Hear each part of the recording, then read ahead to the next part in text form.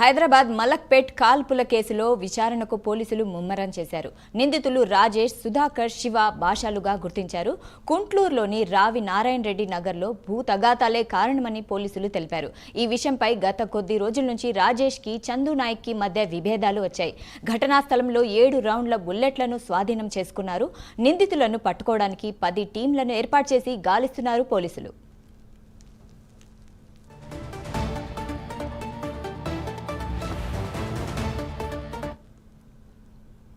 Right, ఈ విషయంపై మరింత సమాచారం మా ప్రతినిధి కుమార్ ఫోన్లో అందిస్తారు. కుమార్, చెప్పండి.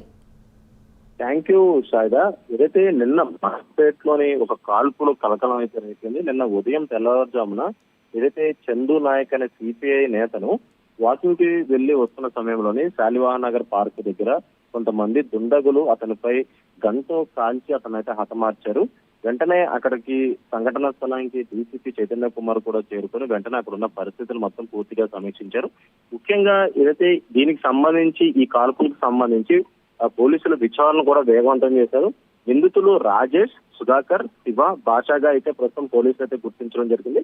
వీళ్ళ నలుగురు కూడా నిన్న ఉదయం షిఫ్ట్ కార్ లో వచ్చి చందు నాయక్ ని గన్తో అయితే కాల్చారు. 7 రౌండ్లు కాల్పులు జరపడంతో కూడా ఆయన అక్కడికక్కడే మృతి చెందాడు. ఆ తర్వాత పోలీసులు కూడా సంఘటనా స్థలం చేరుకొని అక్కడ పూర్తిగా ఏదైతే గన్తో కాల్చిన బుల్లెట్స్ ని కూడా అక్కడైతే స్వాధీనం చేసుకున్నారు.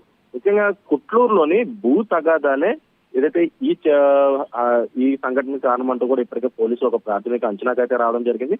కొంతకాలంగా రాజేష్ అలాగే చందు నాయక్ మధ్య విభేదాలు ఉన్నట్లు కూడా కుటుంబ సభ్యులు అయితే తెలియజేస్తున్నారు. ప్రస్తుతం పోలీసులు సీసీటీవీ ఫుటేజ్ ఆధారంగా పోలీసులు దర్యాప్తు అయితే ముమ్మరం చేశారు. నిందితులు చౌటుప్పుల వైపు పరారన్నట్లు కూడా ఇప్పటికే పోలీసులు అయితే గుర్తించారు.